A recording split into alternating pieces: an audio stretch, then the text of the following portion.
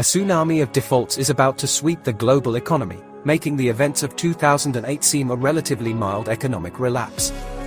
Many commentators have speculated that 2023 is set to be a replay of the global financial crisis, or, more accurately, the Western economic crisis. The backdrop to this economic storm was, of course, the implosion of an exotic financial powder keg of derivatives which were ultimately linked to the subprime mortgage market. The seeds of that debacle were of course a whiplash effort to restore market buoyancy in the wake of the collapse of tech stocks after the dot-com bubble burst at the turn of the millennium. The then Federal Reserve Chairman, Alan Greenspan, lowered interest rates to around 1% for less than a year, effectively dropping central rates below the inflation rate. This heralded a bonanza of cheap currency. A rush of speculators who knew how to make fast returns from cheap money saw their opportunity, and this led to demand for high-risk, high-return investments, including stocks, shares and exotic financial instruments such as derivatives. The dot-com bubble was thus superseded by subprime and stock market bubbles within a decade. When the bubble burst, as all bubbles do, those who bought low and sold high profited, while those who were suddenly caught holding worthless assets lost. This required unprecedented taxpayer bailouts to avoid a collapse of the entire global financial system, which is chained to the dollar as a default, positioning the Federal Reserve Bank as the keeper of the global reserve currency. Central banks overcame market paralysis by printing currency to serve as liquidity, by dropping interest rates to less than 1% for almost a decade, and by buying toxic debts and other distressed assets in a program of quantitative easing amounting to many trillions of dollars. If we view such increases in the money supply as financial energy, then the presiding Fed Chair Ben Bernanke, by holding interest rates close to 0% for the better part of a decade, effectively injected far more financial energy into the system than his predecessor Greenspan, who can be credited for priming the global financial crisis of 2008.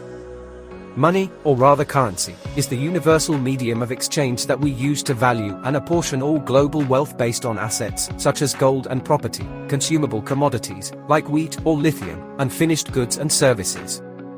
Simply printing money does not sustainably increase the availability of wheat, gold, or property, although its dilution logically increases their apparent price. Moreover, printing more currency and either giving or lending it to one part of society is yet another simple, though effective trick for redistributing wealth. Hence, what we have now is a bubble of bubbles, spanning all realms of investment, from property to the stock market, from the derivatives market to the bond market, and from tech stocks to cryptocurrencies. The difference today, as we stare into the abyss, is that the very tools used by governments and central banks, specifically printing currency, selling government debt in the form of bonds, and buying bad assets, are all exhausted.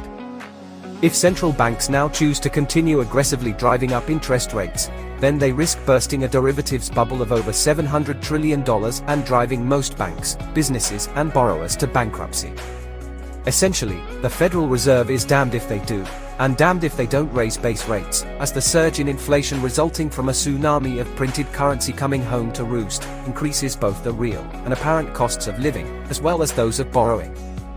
This will trigger a further wave of defaults across the global economy. National, corporate, private, and personal borrowing levels are at an all-time high, and so, using the sharp pinprick of swift rises in interest rates would render the pace of defaults impossible for the economy to smoothly absorb.